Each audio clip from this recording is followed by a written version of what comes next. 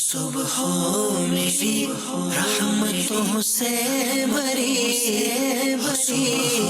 میری رحمتوں سے بھری کھلے آنکھ صلی علی کہتے کہتے کھلے آنکھ صلی علی کہتے کہتے الحمدللہ رب العالمین والصلاة والسلام علی سید الانبیاء والمرسلین اما بعد فاعوذ باللہ من الشیطان الرجیم بسم اللہ الرحمن الرحیم الصلاة والسلام علیک یا رسول اللہ وعلی آلک واصحابک یا حبیب اللہ الصلاة والسلام علیک یا نبی اللہ وعلی آلک واصحابک یا نور اللہ۔ نبی کریم صلی اللہ تعالی علیہ وآلہ وسلم نے ارشاد فرمایا کہ قیامت میں میرے قریب ترین شخص وہ ہوگا جس نے مجھ پر کثرت سے درود پاک پڑھے ہوں گے۔ صلو علی الحبیب صلی اللہ تعالی علی محمد صلی اللہ تعالی علیہ وسلم صلاۃ و سلام علیک یا سید یا رسول اللہ۔ اللہ تبارک و تعالی ہم سب کو کثرت کے ساتھ نبی کریم صلی اللہ علیہ وسلم کی مبارک ذات پر درود و سلام پڑھنے کی توفیق عطا فرمائے، آمین بجاہ النبی الامین صلی اللہ تعالی علیہ وسلم۔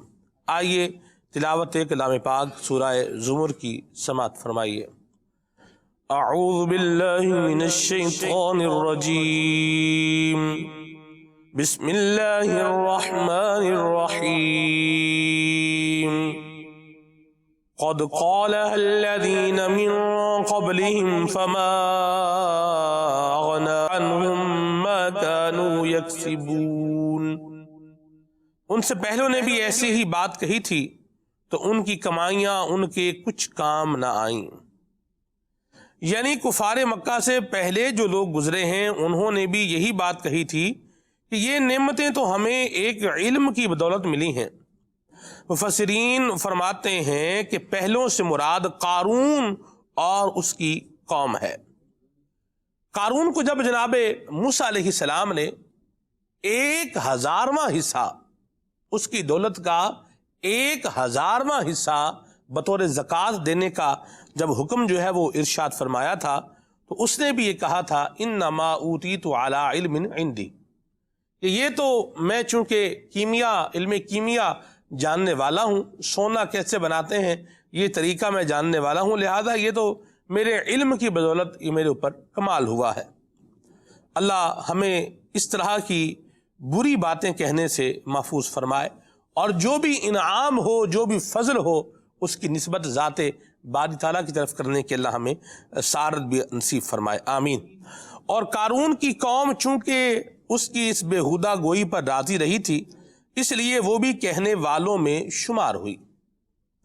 بعض مفسرین فرماتے ہیں ممکن ہے کہ قارون کے علاوہ سابقہ امتوں میں اور لوگوں نے بھی ایسے کہا ہو تو ان سب کی کمائیاں ان کے کچھ کام نہ آئیں، یعنی جو نعمتیں انہیں ملیں اس نے ان سے سختی اور عذاب دور نہ کیا اور نہ ہی اس نعمت نے انہیں کوئی فائدہ دیا۔ فَأَصَابَهُمْ سَيِّئَاتُ مَا كَسَبُوا وَالَّذِينَ ظَلَمُوا مِنْ هَؤُلَاءِ سَيُصِيبُهُمْ سَيِّئَاتُ مَا كَسَبُوا وَمَا هُمْ بِمُعْجِزِينَ۔ تو ان کے کمائے ہوئے اعمال کی برائیاں انہیں پہنچیں، اور ان میں بھی جو ظالم ہیں ان قریب ان پر ان کے کمائے ہوئے اعمال کی برائیاں آ پڑیں گی، اور وہ اللہ کو بے بس نہیں کر سکتے۔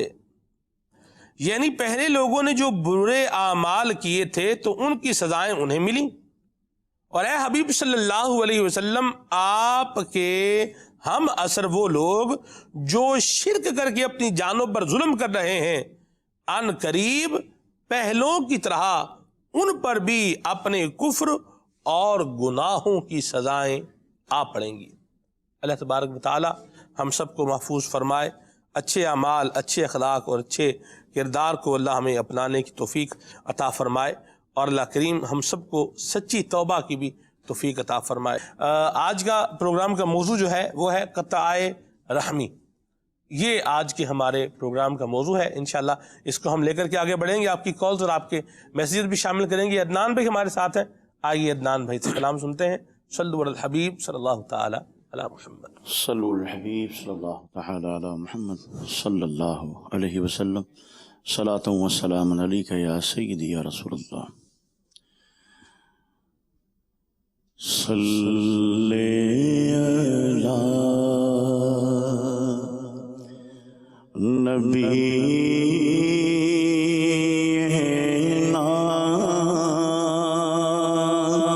صلی علی محمد صلی علی شفیعنا صلی علی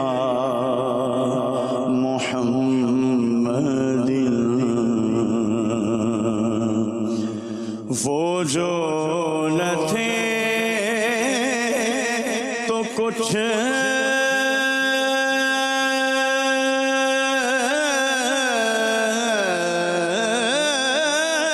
نہ تھا. وہ جو نہ ہو تو کچھ نہ ہو. وہ جو نہ تھے تو کچھ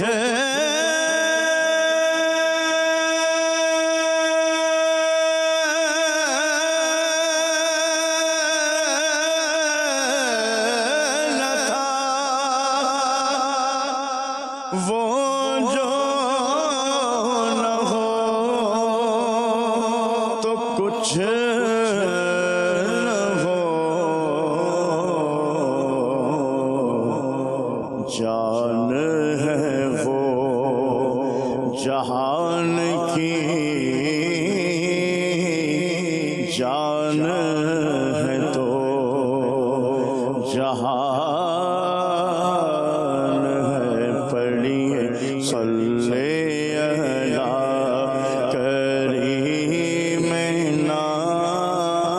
صلی علی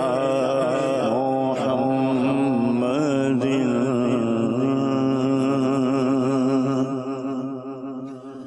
سرے محفل کرم اتنا میری سرکار ہو جائے. سرے محفل کرم اتنا میری سرکار ہو جائے. نگاہ منتظر رہ جائے اور دیدار ہو جائے. نگاہ منتظر رہ جائے اور دیدار ہو جائے. اور تصور میں تیری ہر شے پہ یوں نظریں جماتا ہوں. تصور میں تیری ہر شے پہ یوں نظریں جماتا ہوں. نہ جانے کون سی شے میں تیرا دیدار ہو جائے. نہ جانے کون سی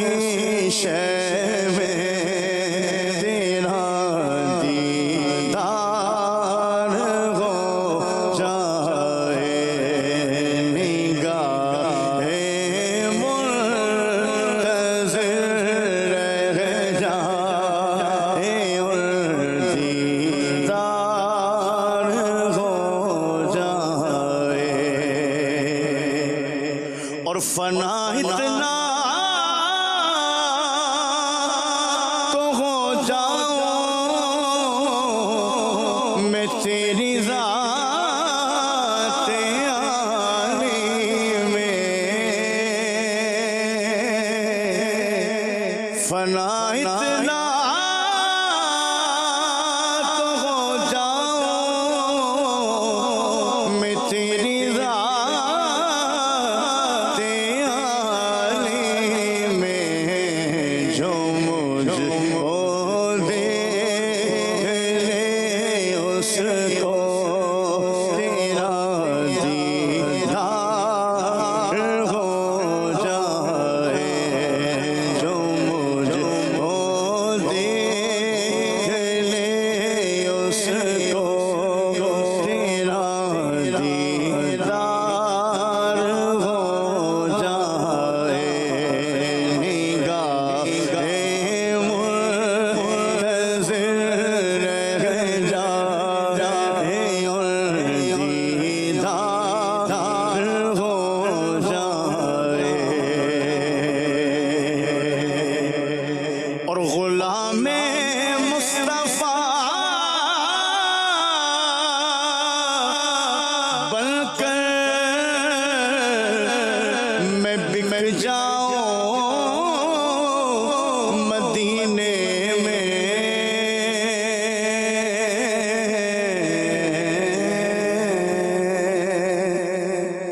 غلام مصطفیٰ بن کر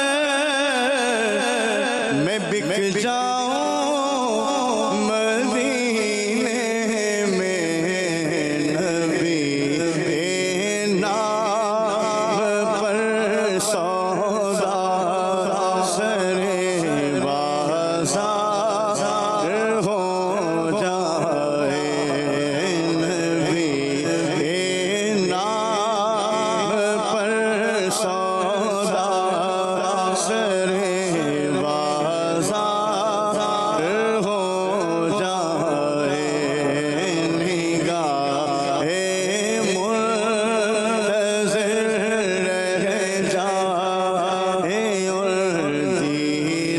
دیدار ہو جائے، نگاہ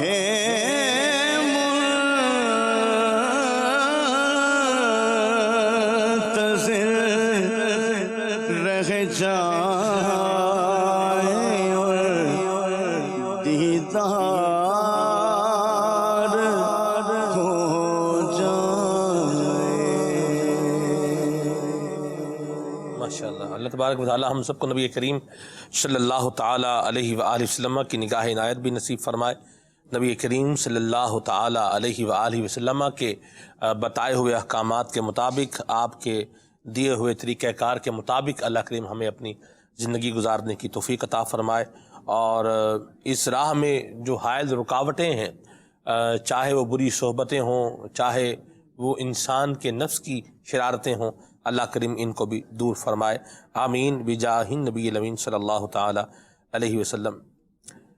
قطع رحمی اس عنوان پر اگر اسٹڈی اور مطالعہ کیا جائے تو ایک بات جو بڑی پیاری انسان کو معلوم ہوتی ہے وہ یہ ہے کہ اسلام اپنے چاہنے والوں، اپنے ماننے والوں، بلکہ عالم انسانیت کو ایک ایسا پیغام، ایک ایسا پیام اور ایک ایسا زندگی گزارنے کا انداز یہ دے رہا ہے جس پر اگر انسان عمل کرے تو امن کا دور دورہ ہو جائے، اور ایک جسے یوں بولے کہ پرسکون فضا اور پرسکون معاشرہ یہ ترتیب پا جائے، کہ بندہ جس میں کسی کا بھلا سوچ رہا ہے، کسی کے ساتھ اچھائی کر رہا ہے، اور اچھائی بھلے اور رحم کرنے میں جو چیزیں رکاوٹ جو ہے وہ بن رہی ہیں ان کو کیا کر رہا ہے؟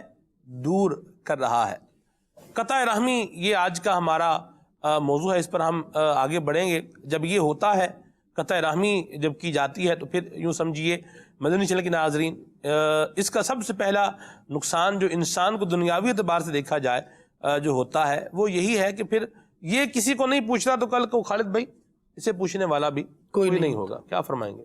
قطع رحمی مطلب رشتے توڑنا، صحیح، رشتے داریاں ختم کرنا. جس طرح ہمارے یہاں کچھ جگہوں پر اس طرح کی معاملات رائج ہوتے ہیں، اس طرح کی باتیں رائج ہوتی ہیں کہ لوگ اپنے غصیلے مزاج پر قابو نہیں پا سکتے اور پانے کی کوشش بھی نہیں کرتے، بلکہ شاید اپنی پہچان یہی بنانا چاہتے ہیں کہ میں بہت زیادہ غصیلہ ہوں، میرے سامنے جو بھی آتا ہے یا میری مرضی کے خلاف جو بھی جاتا ہے پھر مجھے اس سے کوئی تعلق نہیں رکھنا، اس سے کوئی بات نہیں رکھنی، کوئی رشتہ داری نہیں رکھنی.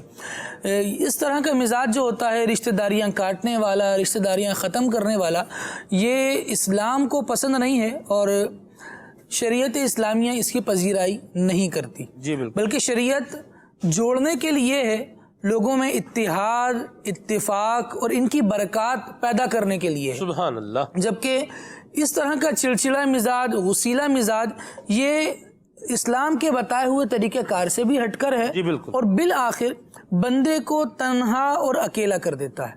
سلمان بھائی، میرے گرد لوگ اس صورت میں جمع رہ سکتے ہیں جی. جب ان کو میری سیرت سے، میری شخصیت سے، میرے اخلاق اور میرے کردار سے کوئی خوشبو محسوس ہو. واہ. لیکن جب میں ان کے لیے ہی موذی ہو جاؤں گا، جی. میری باتیں ان کو تکلیف دے رہی ہوں گی، میرا دیکھنا ان کو تکلیف دے رہا ہوگا، میرے انداز سے ان کو تکلیف پہنچ رہی ہوگی، واہ.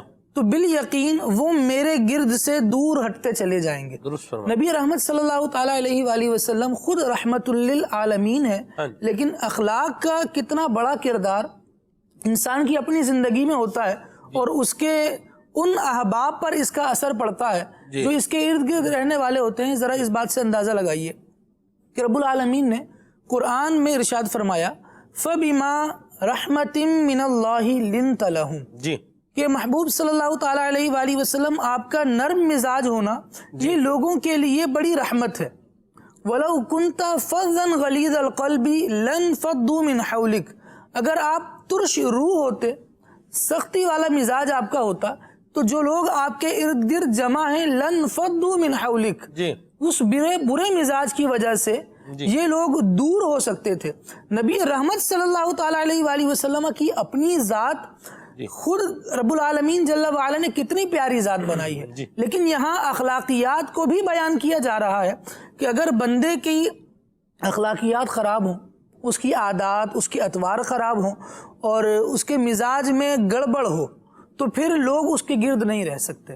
ہم بسا اوقات چاہتے ہیں کہ رشتہ داریاں اچھی بن جائیں، رشتے اچھے بن جائیں، لیکن اپنے مزاج پر غور ہی نہیں کر رہے ہوتے. نتیجہ یہ ہوتا ہے کہ مزاج پر نہ ہی انداز پر، جی دونوں باتیں. پھر نتیجہ یہ ہوتا ہے سلمان بھائی دونوں صورتوں میں کہ لوگ ہم سے دور ہونا شروع ہوتے ہیں جی اور بالآخر ہم تنہا ہی رہ جاتے ہیں. لوگ شاید اپنی دنیا بسا لیں، کیونکہ انسان نا اپنے مزاج کے افراد تلاش کر ہی لیتا ہے. صحیح.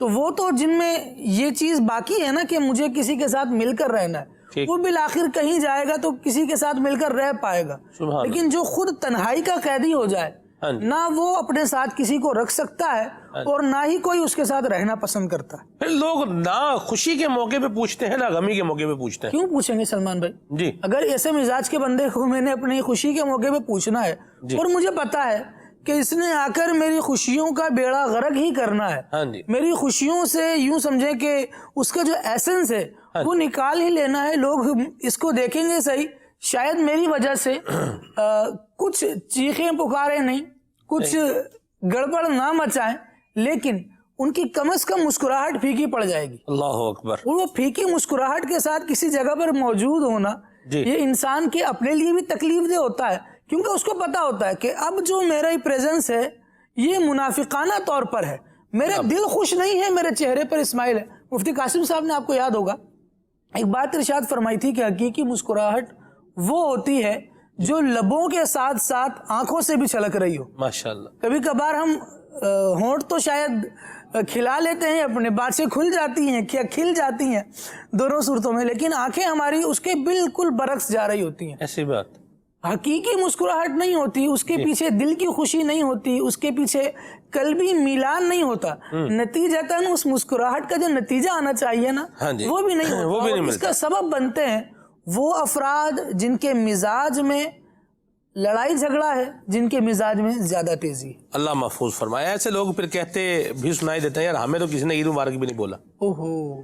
یہ اس طرح کے لوگ بھی ہوتے ہیں. ظاہر سی بات ہے جب آپ کا انداز ہی کاٹ کھانے والا ہے, انداز میں جو ہے وہ مہربانی نہیں ہے, احسان نہیں ہے, رحم کرنا نہیں ہے, تو پھر کون جو ہے نا وہ لوگ پھر بھول جاتے ہیں. آپ ایک دفعہ یہ دیکھیں مدنی چینل کے ناظرین, یہ اللہ تبارک و تعالیٰ کے اور اس کے پیارے محبوب کریم صلی اللہ علیہ وسلم کے دیے ہوئے طریقے کی وائلیشن کرنے کی دنیاوی نحوست ہے. اللہ اکبر. دنیا میں بندہ جو ہے وہ تنہا ہو رہا ہے اور آگے جو ہے وہ الگ ہے. تو اس طرح کے جو افراد ہوتے ہیں جو اس بات کے شکایت کرنے والے ہوتے ہیں کہ ہمیں کوئی پوچھتا نہیں ہے یا خوشی غمی کے موقع پر کوئی نہیں ہوتا, تو آپ یہ دیکھیں کہ کیا آپ نے کسی کے ساتھ بھلائی والا احسان والا معاملہ جو ہے وہ رکھا ہے؟ یہ بڑی قابل غور بات ہے. اور اگر طبیعت کاٹ کھانے والی ہو تو جوتا چاہے جتنا مرضی مہنگا ہو لیکن اگر وہ پاؤں کو کاٹنا شروع کر دے تو لوگ اس کو پہنتے نہیں ہیں. بالکل. عابد بھائی جوتا بھی پاؤں کو کاٹتا ہے, کیا فرمائیے گا؟ جی بالکل, انسان کے اخلاق وہ بڑی اہمیت رکھتے ہیں. صلہ رحمی کا الٹ جو ہے وہ قطع رحمی ہے. ٹھیک ہے. تو یہ اس کے اندر اخلاق کا بہت بڑا دخل حاصل ہے, دخل ہے اخلاق کا. یوں سمجھیے کہ صلہ رحمی کرنے والا وہ با اخلاق ہے اور قطع رحمی کرنے والا بد اخلاق کے زمرے میں ہے, رشتے توڑنے والا. اور یہ بھی یاد رہنا چاہیے بندے کو کہ قیامت کے دن جو سب سے زیادہ میزان میں سب سے زیادہ وزنی جس عمل کو رکھا جائے گا وہ پیارے آقا صلی اللہ علیہ وسلم نے ایک موقع پر ارشاد فرمایا جس کا مفہوم ہے کہ میں تمہیں نہ بتاؤں کہ میزان میں کیا چیز سب سے زیادہ وزنی ہے, کیا چیز بھاری ہے. تو عرض کی گئی یا رسول اللہ ارشاد فرمائیے, تو حضور نے فرمایا وہ حسن اخلاق ہے, اچھے اخلاق ہیں. اور صلہ رحمی کا مطلب ہوتا ہے ملانا, جوڑنا. جی. اور اس آسان الفاظ میں یوں سمجھیے کہ اپنے رشتہ داروں کے ساتھ ان کے ساتھ میل جول رکھنا, ان کے کام آنا, دنیا کے اندر مشکلات ان کی حل کر سکتے ہیں تو ان مشکلات کو دور کرنا, یہ صلہ رحمی کے اندر آتا ہے. ان کے ساتھ اچھے اخلاق کے ساتھ کام آنا. اور صلہ رحمی کرنے والا دراصل اللہ تبارک و تعالیٰ کا فرما بردار بندہ ہوتا ہے. اللہ تعالیٰ نے قرآن کریم میں کثیر آیات میں اللہ تعالیٰ نے ارشاد فرمایا, اور اسی طریقے سے قطع رحمی کے متعلق بھی اللہ تعالیٰ نے منع فرمایا. صلہ رحمی کے متعلق سورہ نساء میں اللہ تبارک و تعالیٰ نے ارشاد فرمایا کہ واتقوا اللہ الذی تساءلون بالارحام, یعنی اللہ تبارک و تعالیٰ, جس کا مفہوم ہے ترجمے کا کہ اللہ تبارک و تعالیٰ سے ڈرو, ایک دوسرے سے جس معاملے تم سوال کرتے ہو تو اللہ تبارک و تعالیٰ تم پر, ان اللہ کان علیکم رقیبا, اللہ تبارک و تعالیٰ تم پر نگہبان ہے. تو یہاں رشتہ داروں کے متعلق یہ کہا گیا. اور صلہ رحمی کرنا, تو پیارے آقا صلی اللہ علیہ وآلہ وسلم نے ایک موقع پر ارشاد فرمایا کہ اے میرے پیارے صحابہ, میں تمہیں یہ نہ بتاؤں کہ نماز سے, روزے سے, صدقے سے افضل نیکی کے بارے میں نہ بتاؤں. نماز سب سے پہلا جو سمجھے قیامت کے دن جس کے متعلق پوچھا جائے گا, روزہ اتنی بڑی جزا جس کی, اور صدقہ جو آگ کو بجھا دیتا ہے قیامت کے دن اس کا سایہ ہوگا. ارشاد فرمایا اس سے افضل نہ بتاؤں تمہیں عمل؟ صحابہ کرام علیہ رضوان نے عرض کیا رسول اللہ ارشاد فرمائیے. تو پیارے آقا صلی اللہ علیہ وسلم نے فرمایا کہ وہ ہے صلح کرانا, آپس میں لوگوں کو ملانا. تو یہ سمجھیے کہ جس طرح ایک دن کو رات سے پہچانا جاتا ہے, رات کو دن سے پہچانا جاتا ہے, ضد سے پہچانا جاتا ہے ہر چیز کو, تو جب صلہ رحمی اتنی اہمیت رکھتی ہے, اتنی بڑی نیکی ہے, اتنی افضل نیکی ہے, تو قطع رحمی اتنا برا گناہ ہے, اتنی بری بیماری ہے یہ. تو پیارے آقا صلی اللہ علیہ وآلہ وسلم نے ایک مرتبہ صحابہ کرام علیہ رضوان کو جمع فرمایا اور ارشاد فرمایا کہ میں تمہیں آگاہ کرتا ہوں کہ صلہ رحمی ایک ایسی نیکی ہے کہ جس کی جزا, جس کا ثواب اس سے زیادہ کسی اور عمل کا نہیں عطا کیا جاتا. یعنی جب کوئی بندہ صلہ رحمی کرتا ہے تو اسے بہت جلد اس کا اجر دیا جاتا ہے. کیا بات. اور آگے ارشاد فرمایا کہ سرکشی, وہ گناہ سرکشی, اس کی سزا بہت جلد دی جاتی ہے. اور آگے ارشاد فرمایا کہ جنت کی خوشبو 1000 برس سے آتی ہے. تو ارشاد فرمایا کہ مگر اللہ کی قسم، میرے آقا صلی اللہ علیہ وسلم نے شاید فرمایا اللہ کی قسم والدین کا نافرمان جنت کی خوشبو کو بھی نہ پائے گا. اللہ. اور پھر فرمایا قطع رحمی کرنے والا، رشتہ داری کاٹنے والا، وہ جنت کی خوشبو کو بھی نہ پائے. اللہ اکبر، اللہ اکبر. مزید اور لوگوں کے متعلق بھی شاید فرمایا جو تکبر سے اپنے پانچے اپنا تہبند نیچے لٹکاتا ہے، ٹخنوں سے نیچے لٹکاتا ہے، وہ بھی اس کی خوشبو کو نہ پائے گا، جنت کی خوشبو کو. تو صلہ رحمی سمجھیے کہ کتنی بڑی اہمیت رکھتی ہے، اور اتنی بڑی نیکی جو بندہ کرتا ہے یہ آسان نیکی ہے. سمجھیں آپ، واہ واہ واہ. بندے کو کوئی لمبا کام کچھ کرنا نہیں. آپ یوں سمجھیے کہ فرض کریں جیسے نماز پڑھنی ہے، جی نماز پڑھنی ہے، اس کو وضو کرنا ہے. سردیوں میں تھوڑی مشقت ہوگی، ٹھنڈا پانی ہوگا، اس کو تھوڑی مشقت ہوتی ہے بندے کو، لیکن صبر کرتا ہے تو اجر بھی ملتا ہے. ایسے ہی روزہ رکھنا ہے، صبح سے شام تک وہ بھوکا پیاسا رہتا ہے، ایک تھوڑی تکلیف ہے. صلہ رحمی، نہ آپ کو وضو کرنا ہے، نہ آپ کو بھوکا رہنا ہے، نہ آپ کو کوئی اور ایسی مشقت اٹھانی ہے. بس صلہ رحمی یہ ہے کہ رشتہ داروں کے ساتھ اچھا سلوک کرنا ہے، اور نیکی آپ کو فی الفور اس کی جزا ملتی ہے. واہ واہ، سبحان اللہ. اللہ ہم سب کو اچھے اعمال کرنے کی توفیق عطا فرمائے. یہ صلہ رحمی، رشتہ داریاں کاٹنے سے اللہ ہمیں بچائے. امیر سنت کیا بتا رہے ہیں، آئیے ذرا آپ کو یہ بھی سنواتے ہیں. جی. کسی رشتے دار کو منع کیا جائے کہ فلاں کے نہیں جانا، فلاں کے نہیں جانا، یہ کیسا ہے؟ وہ اپنی مرضی کسی کے اوپر صادر کرنا. کسی رشتے دار سے ملنے سے روکنا جبکہ کوئی شرعی عذر نہ ہو، تب تو یہ روکنا جائز نہ ہوا. جیسے کہ یہ زیادہ تر اس میں ہوتا ہے کہ میاں بیوی میں انبن ہو گئی اور آزادی مل گئی، تو اب وہ ماں بیٹوں کو روکتی ہے، بیٹے بیٹی کو، کہ تمہارے باپ سے نہیں ملنا. یہ بالکل ناجائز کام ہے. ماں کو روکنے کا کوئی حق نہیں ہے، وہ باپ ہی ہے. اور ماں باپ میں اگرچہ جدائی ہو چکی، ایک دوسرے پر حرام ہو گئے، 3 طلاق دے دی ہے نا، پھر بھی وہ ماں باپ تو باقی ہے نا، اولاد کے تو حق میں ماں باپ ہیں وہ. تو اس لیے ان کی تو اطاعت کرنی ہوگی، اپنے باپ کی خدمت بھی کرنی ہوگی. مالی طور پر اس کو حاجت ہے تو اس کو مال بھی پہنچانا پڑے گا، پیسے بھی دینے ہوں گے. اور جب وہ وفات پائیں گے والد تو ورثہ بھی ملے گا. خیر خدمت نہیں بھی کرے گا جب بھی ورثے کا حقدار تو ہے ہی ہے. لیکن یہ کہ سمجھانے کے لیے عرض کر رہا ہوں کہ ماں باپ میں اگر آپس میں جدائی ہو بھی جاتی ہے، اولاد کے لیے وہ باپ اپنی جگہ پر ایز اٹ از موجود، اس کے حقوق میں کوئی کمی نہیں ہے. تو یہ ماں اگر روکتی ہے تو یہ گناہ گار ہوگی. اسی طرح 2 بہنوں میں لڑائی ہو جاتی ہے تو ایک دوسرے کی اولاد کو روکتے ہیں کہ اپنی خالہ سے نہیں ملنا، ماموں سے نہیں ملنا، چچا سے نہیں ملنا. تو وہ یہاں بھی یہ کہ کوئی اگر شرعی مجبوری نہیں ہے، شرعی عذر نہیں ہے روکنے کا، صرف یہ اپنی ناچاکیوں کی وجہ سے ہی روکتے ہیں، یہ بھی ناجائز ہے اور گناہ گار ہوں گے. تو کسی کو ایسا کرنے کا کوئی رائٹ نہیں ہے، کوئی حق نہیں ہے. بلکہ عام مسلمان سے بھی ملاقات سے کسی کو روکنا، جبکہ وہی کہ کوئی شرعی وجہ نہ ہو، صرف اپنی نفسانی خواہشات کی وجہ سے، اپنی دشمنی کی وجہ سے روکنا، اس کے بھی ممانعت ہے. واللہ تعالی اعلم ورسولہ اعلم عز وجل وصلی اللہ تعالی علیہ وآلہ وسلم. صلو علی الحبیب صلی اللہ تعالی علی محمد. امیر سنت کے مدنی پھول بھی سنے ہیں. اللہ ہمیں عمل کی توفیق عطا فرمائے. آمین. تھوڑی سی بندہ اپنی میں کم کر لینا تو بہت سارے مسئلے حل ہو جاتے ہیں. تھوڑی سی اپنی ایروگنس کو اگر بندہ کم کرے اور اپنے مزاج کے اندر کچھ بندہ تبدیلی لے کر آئے تو یہ قطع رحمی جو ہے وہ اس سے انسان انشاءاللہ بچنے میں کامیاب ہو جائے گا. اللہ تبارک و تعالی نے یہ رشتے کاٹنا، یہ جو انداز ہے، یہ سرکش لوگوں کا انداز بتایا ہے. کن کا کام ہے؟ سرکش لوگوں کا. سورہ محمد کے اندر اللہ تبارک و تعالی نے جو ہے وہ ارشاد فرمایا ہے کہ میں آپ کو آیت مبارکہ کا ترجمہ جو ہے وہ پڑھ کے سناتا ہوں. ارشاد فرمایا تو کیا تمہارے یہ انداز نظر آتے ہیں کہ اگر تمہیں حکومت ملے تو زمین میں فساد پھیلاؤ اور اپنے رشتے کاٹ دو.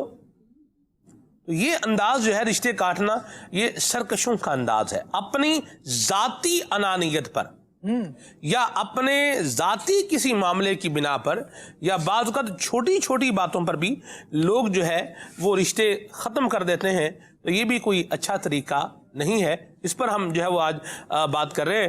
اور یہاں میں ایک اور بات بھی عرض کروں کہ جس طرح چھوٹی چھوٹی باتوں پر رشتے نہیں کاٹنے چاہیے، ویسے ہی دوسرے انداز سے اگر دیکھا جائے تو یہ بھی ایک بات ہے کہ ہمیں بھی ان چھوٹی چھوٹی باتوں سے اپنے آپ کو بچانا ہے کہ جن چھوٹی چھوٹی باتوں کی بنیاد پر آگے چل کے ہماری رشتہ داریاں لوگوں کے ساتھ ختم ہو سکتی ہیں. جہاں پر برداشت نہیں ہوگا، جہاں پر بے جا غصہ ہوگا، جہاں پر انسان کی جو ایک انانیت ہے یہ کار فرما ہو جائے گی، تو پھر اس کا بندے کو خمیازہ جو ہے یہ بھگتنا پڑے گا. ٹھیک ہے جی. تو یہ بڑی اہم سی ایک بات ہے کہ اپنے آپ کو ان کاموں سے بچائیں جو آپ کو لوگوں کی نظروں میں ڈی گریڈ کر دیں. مسلمان یہ اللہ کو ماننے والا، اللہ کے رسول کو ماننے والا ایک اچھا انسان ہے. تو اچھے آدمی کے کام بھی کیا ہونے چاہیے؟ اچھے ہونے چاہیے. اور یہ جب رشتہ داریاں ہیں ان پر جو زد پڑتی ہے، یہ اس کا ایک بڑا سبب وہ بھی بنتا ہے کہ جب کوئی مالی معاملہ ہوتا ہے، کوئی لین دین کا معاملہ ہے یا وراثت کا معاملہ ہے، اس طرح کی کوئی پیسے کی بات ہے، تو اس وقت بھی بہت زیادہ پرابلم ہوتا ہے. عابد بھائی آپ کا تعلق بھی ایک جو ہے پنجاب اوریجن سے ہے، اور خالد بھائی ماشاءاللہ کراچی سے ہیں، میرا تعلق بھی پنجاب سے ہے. تو اگر یہ جھگڑے لڑائیاں ان کا آپ نکالیں نا انالیسس، ایک تجزیہ نکالیں، تو آپ کو اس میں مالی تنازع یہ ملے گا. بھئی جھگڑا کس بنیاد پر ہے؟ یا تو زمین کے ٹکڑے پر جھگڑا ہے، یا کسی مکان پر جو ہے وہ جھگڑا ہے، یا کسی دکان پر کیا ہے جھگڑا ہے، اور یوں معاملہ جو ہے وہ آگے بڑھ رہا ہے. یہ بات بھی یاد رکھنے کی ضرورت ہے. ان جو ہے جھگڑوں سے اپنے آپ کو بچانے کے لیے بڑا آسان سا عابد بھائی طریقہ ہے. وہ یہ ہے کہ سارے افراد اس بات پر راضی ہو جائیں کہ شریعت نے کیا حکم دیا ہے. ہمارے رب تبارک و تعالیٰ نے اس مالی تنازع کو حل کرنے کے لیے کیا حکم جو ہے وہ ارشاد فرمایا ہے، اس پر سارے آ جائیں، اس کو سارے تسلیم کر لیں، مان لیں، تو یقین مانیں یہ جھگڑوں کا جو ہے وہ خاتمہ ہو جائے گا. بہت سی جگہوں پر تو سلمان بھائی جھگڑے مالی تنازعات، مالی بنیادوں پر بھی تنازعات ہو رہے ہوتے ہیں. مطلب جس طرح آپ نے مثالیں ارشاد فرمائی کہ دکان کی وجہ سے، زمین کے ٹکڑے کی وجہ سے، مکان کی وجہ سے، ویسے ہی وراثت کی وجہ سے بہت سی جگہوں پر جھگڑے ہو رہے ہوتے ہیں. لیکن علم دین کی کمی بھی ایک ایسی عجیب بات ہے کہ پتہ ہی نہیں ہوتا کہ میرا حق بنتا بھی ہے کہ نہیں. جی بہرحال میرا مطالبہ بن رہا ہوتا ہے. ہاں جی. جب مطالبہ ہے اور حق کوئی ہے نہیں تو بندہ یہ بلا وجہ کی ایک ناجائز مطالبے میں پڑتا ہے، اور پھر اس کے پیچھے اپنی کوششیں بھی ساری وہیں صرف کر رہا ہوتا ہے، اپنی ایفرٹ، اپنی محنتیں وہیں لگا رہا ہے، اور اصل کیا ہے کہ اس کا حق بنتا ہی نہیں ہے. جس کے لیے کوشش کر رہا ہے وہ اس کا حق نہیں ہے، اور اگر اس کو مل گیا تو حرام ہو، لیکن اس کے باوجود بھی وہ بندہ لگا ہوتا ہے کہ مجھے مل جائے، میں حاصل کر لوں، اور میرے پاس یہ ساری چیزیں آ جائیں. اس کی جگہ یہی بات اچھی نہیں ہے کہ ہم اپنے آپ کو شریعت کے اصول پر عمل کرنے کے لیے خود تیار کر لیں. ذرا سلمان بھائی میں چاہوں گا کہ اس بات پر بھی تھوڑا غور ہو کہ ہم دیکھیں کہ ہم نے یہ رشتہ داریاں کی ہوئی کیوں ہیں. ایک تو بندہ پیدا ہوا تو آلریڈی اس کی رشتہ داریاں خود بخود بن جاتی ہیں، لیکن کبھی اس بات پر بھی تو غور کرے کہ رشتہ داری سے مجھے فائدہ کیا ہے. کیا میرے اللہ تعالیٰ نے اس کو پسند کیا ہے؟ کیا میرے مالک، میرے معبود نے اس کی پذیرائی کی ہے؟ اس کا کوئی فائدہ مجھے اللہ تبارک و تعالیٰ کی طرف سے ملے گا؟ جی. بندہ اگر اس بات پر غور کرے تو اس کو پتہ چلتا ہے کہ جناب رشتے تو نبھانے کا، رشتے بچانے کا، اور ان کے ساتھ مل کر رہنے کا ثواب ہے، اور وہ اللہ تبارک و تعالیٰ کی جناب سے عطا بھی کیا جائے گا، اس کی بارگاہ سے عطا بھی کیا جائے گا. جبکہ اس کے برعکس رشتے توڑنا، چاہے وہ ذاتی رنجشوں کی وجہ سے ہو، اپنی انانیت کی وجہ سے ہو، یا مالی معاملات کی وجہ سے ہو، بہر صورت جو پریشانی آئے گی یا رشتے کے معاملات میں جو کچھ رکاوٹ آئے گی، جو بھی رنجش آئے گی، اور جہاں رشتے توڑنے کا معاملہ آ جائے گا، اس کی وجہ سے تو اللہ تبارک و تعالیٰ کی ناراضی بھی بندے کو مول لینی پڑے گی. تو کیوں نہ ہم اس پوائنٹ پر آئیں کہ ہم رشتہ داری اللہ تبارک و تعالیٰ کی رضا کے لیے رکھیں. میں رشتہ کیوں جوڑنا چاہتا ہوں؟ اس لیے کہ مجھے کوئی مال ملے گا، اس لیے کہ میری کوئی شیئرنگ ہو جائے گی اس کے کاروبار میں، نہیں. میں رشتہ اس لیے جوڑنا چاہتا ہوں کیونکہ اللہ تبارک و تعالیٰ نے جوڑنے کا حکم دیا. جب رضائے مولا از ہما اولا والا حساب ہوگا نا کہ سب سے زیادہ ترجیح بندہ اپنی زندگی میں اللہ تعالیٰ کو راضی کرنے والے کاموں کو دے گا، تو پھر اس کے نزدیک ساری چیزوں کی اہمیت بھی آ جائے گی. وہ اگنور بھی کر رہا ہوگا، وہ اپنے حقوق آتے بھی ہوں گے تو بولے گا اگر رشتہ بچتا ہے نا تو چاہے کچھ پیسے جاتے ہیں وہ جائیں، لیکن رشتہ بچنا چاہیے کیونکہ رشتے بچانے سے اللہ تبارک و تعالیٰ راضی ہوتا ہے. یہاں جو بندہ قربانی دے رہا ہے بہرحال اس کی قربانی کو قابل قدر نگاہوں سے دیکھا جائے گا. یہ نہیں ہوگا کہ اگر کوئی قربانی دینے پر آیا ہوا ہے، یہ بھی آپ جانتے ہیں معاشرے میں رائج ہے کہ کوئی اگر قربانی دے رہا ہے تو دوسری جانب سے مطالبہ یہ ہوتا ہے کہ آپ تو چونکہ قربانی دینے کے لیے تیار ہیں تو لہٰذا آپ دیتے رہیں اور ہم لیتے رہیں گے. بس ٹھیک ہے. جب اس نہج پر بندے کو لے آئیں گے، اس پوائنٹ پر آپ لے آئیں گے کہ اب آپ دیتے ہی رہیں، تو وہ بندہ بیچارہ زچ ہو جاتا ہے، تھک جائے گا بندہ، کہاں جائے. آپ نے اس کو چکی کے نیچے پیس ہی دیا ہے، چکی کے پارٹوں میں اس کو پھنسا ہی دیا ہے، تو وہ بیچارہ اب چیخے گا. تو ایسی بات اب آپ بولیں کہ میں درد بھی دیتا رہا ہوں لیکن یہ بیچارہ آہ نہ کر لبوں کو سیش کے دل لگی نہیں، اس والے معاملے میں رہے تو ایسا نہیں ہوگا. ایسا نہیں ہوگا. جب درد دیا جائے گا، تکلیفیں بڑھائی جائیں گی اور دوسروں کو چکی کے پارٹوں میں پیسا جائے گا تو وہ شور و غوغا بھی کرے گا. اور بہرحال ہمیں اس کام پر کسی کو مجبور نہیں کرنا چاہیے. اس کا ریئیکشن بھی آئے گا پھر، بالکل ریئیکشن، اور دنیاوی ریئیکشن بھی آئے گا اور اس کے ساتھ ساتھ جو اخروی ریئیکشن ہے یہ بھی آئے گا. کسی کا پیسہ اللہ تبارک و تعالیٰ کی بارگاہ میں سنی جائیں گی. جی بالکل. اور وہاں سے جو ریپلائی آئے گا وہ پھر کسی کے لیے قابل برداشت نہیں ہوگا. درست فرمایا. اللہ ہمارے حال پہ رحمت فرمائے. من بھائی آپ کی گفتگو میں ایک بات تھی کہ بندہ اگر تھوڑا سا غور کرے نا اس کے اندر ہوتی ہے میں، تکبر. یہ بڑا چیز ہوتی ہے جو خود کو بندہ نا وہ سمجھ رہا ہوتا ہے کچھ، اس وجہ سے نا وہ صلہ رحمی کی طرف نہیں جا رہا ہوتا.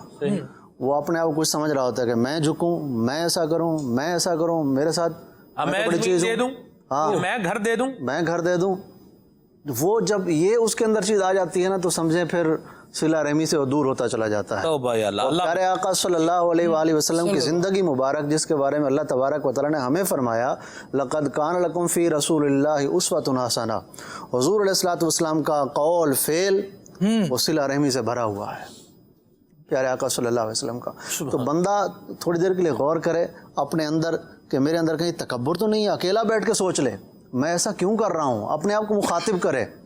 تو انشاءاللہ تعالیٰ میں سمجھتا ہوں کہ اگر اپنے آپ کو کوئی بندہ مخاطب کر کے کہے کہ میری انانیت کی وجہ سے ایسا ہو رہا ہے تو پھر اس سے رک جائے، اللہ کا خوف دل میں آ جائے تو انشاءاللہ تعالیٰ جب رشتے کے اندر یہ صلہ رحمی آ جاتی ہے نا وہ رشتے پھر بڑے عروج پاتے ہیں، وہ خاندان بڑا عروج پاتا ہے، وہ محلہ، وہ گلی، وہ جگہ، وہ جتنا بھی قصبہ ہوتا ہے جن کے اندر آپس میں تعلق اچھا ہوتا ہے، صلہ رحمی ہوتی ہے جن خاندانوں میں، وہ خاندان بڑے مثالی سمجھے جاتے ہیں. پھر سبحان اللہ. ان کا اتفاق بڑا مثالی سمجھا جاتا ہے. وہ کیا ہوتا ہے کہ جب صلہ رحمی کرتے ہیں تو پھر لوگوں کی نظر میں بھی اچھے ہو جاتے ہیں، جب اللہ کی نظر میں اچھے ہو گئے تو پھر لوگوں کی نظر میں تو اچھے ہونا ہی ہونا ہے. ماشاءاللہ. چلیں جی یہ بھی ایک اچھی بات ہوگی.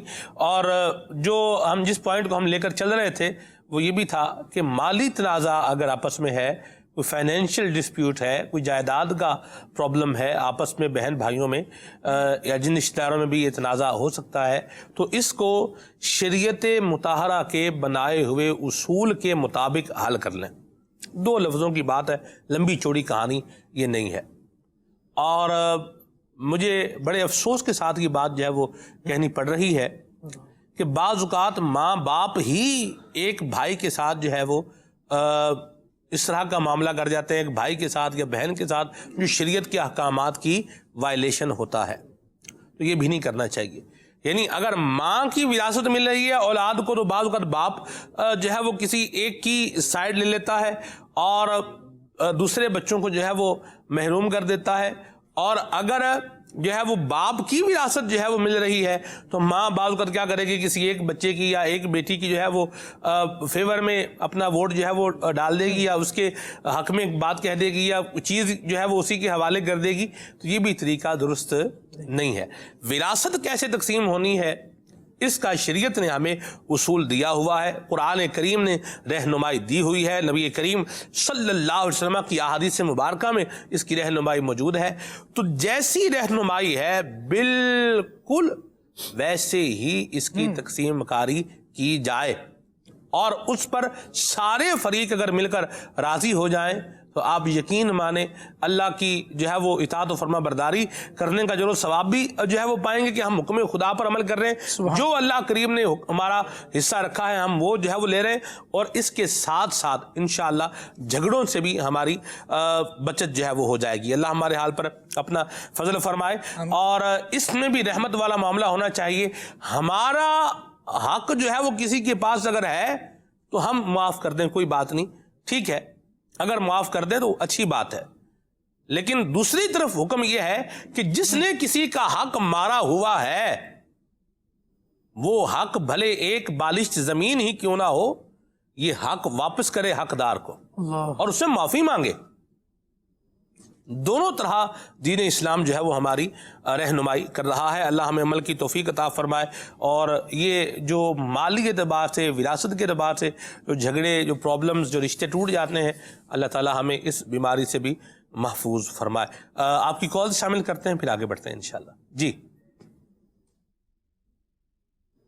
محمد بلال اطاری وہاں بچرامی والی سے عرض کر رہا ہوں، ماشاءاللہ آج کا سلسلہ بہت ہی پیارا ہے۔ رشتوں کو قائم رکھنے کے لیے زیادہ تر کردار جو ہوتا ہے انسان کی اپنی زبان کا ہوتا ہے، اس پر کوئی خرچہ نہیں آتا، صرف مسکراہٹ سے پرائے بھی اپنے ہو جاتے ہیں، دشمن بھی اپنے ہو جاتے ہیں، پتھر دل بھی نرم ہو جاتے ہیں۔ ماشاءاللہ، بڑی اچھی بات کہی آپ نے۔ زبان کا واقعی ایک کردار ہوتا ہے، اللہ ہمیں اچھی باتیں کہنے کی توفیق عطا فرمائے، آمین۔ یہاں ایک بات میں بتاؤں کہ بعض اوقات ایسا ہوتا ہے کہ بندہ تو اچھائی کر رہا ہوتا ہے لیکن سامنے سے اچھا جواب نہیں مل رہا ہوتا۔ دو احادیث مبارکہ ہیں میرے سامنے۔ نبی کریم صلی اللہ تعالی علیہ وآلہ وسلم سے ایک صحابی رسول ہیں، انہوں نے جو ہے وہ عرض کی کہ یا رسول اللہ صلی اللہ علیہ وسلم، میرے رشتہ دار ہیں اور میں ان سے رشتہ جوڑتا ہوں، وہ توڑتے ہیں، میں معاف کرتا ہوں لیکن وہ ظلم کرتے ہیں، وَأَحْسِنُوا وَيُسَيِّئُونَ، میں ان کے ساتھ اچھے طریقے سے پیش آتا ہوں اور وہ میرے ساتھ برا طریقہ جو ہے وہ اختیار کرتے ہیں۔ تو نبی پاک صلی اللہ علیہ وسلم نے اس بندے کو جو ارشاد فرمایا، اس فرمان کا مضمون جو ہے وہ یہ ہے، ارشاد فرمایا کہ اگر تو اسی حالت پر رہے گا تو اللہ تبارک و تعالی اپنے فرشتے کے ذریعے تیری مدد فرمائے گا۔ اللہ کہ تو ایک اچھائی کر رہا ہے تو تیرے کام میں ایک مددگار جو ہے وہ تجھے عطا فرما دیا جائے گا، کہ فرشتہ یہ تیری مدد کرتا رہے گا۔ کیا بات! تو جو اچھائی کر رہا ہے اور اپنے اس اچھے سفر کو آگے بڑھائے ہوئے ہے تو وہ سمجھے کہ وہ فائدے میں ہے اور وہ اپنی برکتیں، اپنا حصہ پا رہا ہے۔ حضرت عائشہ صدیقہ طیبہ طاہرہ رضی اللہ تعالی عنہا سے روایت ہے، قالت فرماتی ہیں، قال رسول اللہ صلی اللہ علیہ وسلم کہ نبی پاک علیہ الصلاۃ والسلام نے ارشاد فرمایا، الرحیم معلقۃ بالعرش، کہ رحم جو ہے یہ اللہ تعالیٰ کے عرش کے ساتھ معلق ہے۔ تقول، یہ کہتا ہے، من وصلنی وصلہ اللہ، اللہ اکبر، کہ جو مجھے ملائے گا اللہ تعالیٰ اس سے ملائے گا، من قطعنی قطعہ اللہ، اور جو مجھے کاٹ دے گا اللہ تبارک و تعالیٰ اسے کاٹ دے گا۔ اللہ رحم کرنے والے اور مہربان بننا چاہیے ہم سب کو، اور زبان کا بھی اس میں بڑا واقعی درست فرمایا کردار ہے۔ اللہ کریم ہمیں اپنی زبان کا اچھا استعمال کرنے کی توفیق عطا فرمائے۔ دعوت اسلامی کے مدنی ماحول میں رہیں گے تو انشاءاللہ زبان کا اچھا استعمال یہ بھی آ جائے گا انشاءاللہ۔ جی سر، میں محسن منگی جام شورت، اگر کوئی دوست ناراض ہو جائے تو اسے کیسے منائیں؟ دوست ناراض ہو جائے، پہلے تو دیکھنا یہ ہے کہ جو دوست ناراض ہے شریعت اس کے بارے میں کیا کہتی ہے کہ اس کو منانا چاہیے یا نہیں منانا چاہیے۔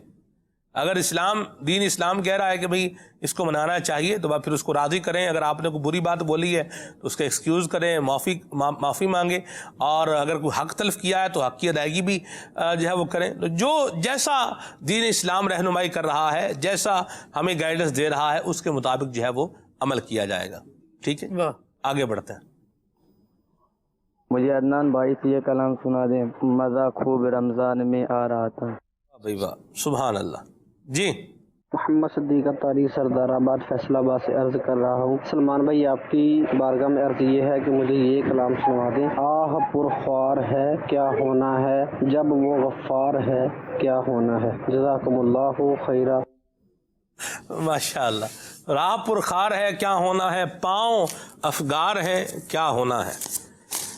ہائے ہائے ہائے۔ مصرع اول ہاں جی، اور مقطع کا مصرع ثانی دونوں پڑھ دیے۔ چلیں، اللہ برکت دے، آباد رہیں، سلامت رہیں، ماشاء اللہ۔ رہیں۔ جی آپ کا پروگرام ماشاءاللہ بہت بہت بہت اچھا ہے ماشاءاللہ۔ اللہ پاک آپ کو عزت دے، اللہ پاک آپ کو ہمت دے، اللہ پاک آپ کو اس کو اور آگے مزید لے کر جانے کی توفیق دے، اور باپا کی دعا سے انشاءاللہ اللہ پاک ہم سب کو سلامت رکھے، ان کو سلامت رکھے، ان کو صحت و تندرستی دے، اللہ پاک ان کو عمر دراز دے، اور سلمان بھائی دعا میں یاد رکھیں۔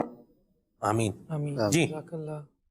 میں مہتاب پاک پتن شریف سے عرض کر رہی ہوں، سلمان بھائی آپ کا سلسلہ کھلے آنکھ صلی اللہ کہتے کہتے بہت اچھا ہے۔ آپ بہت اچھے ٹاپک لاتے ہیں ماشاءاللہ۔ آج کا ٹاپک بھی بہت اچھا ہے۔ خالد بھائی سے عرض ہے کہ کوئی بھی کلام سنا دیں، جزاک اللہ خیرہ۔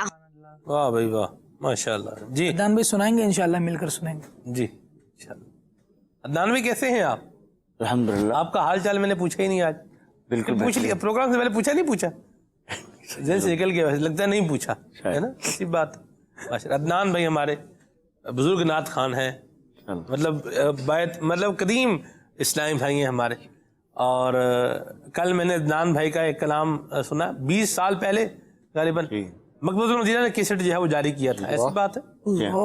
وہ کلام اس کے بھی کچھ اشعار ضرور سنائیے گا انشاءاللہ ضرور۔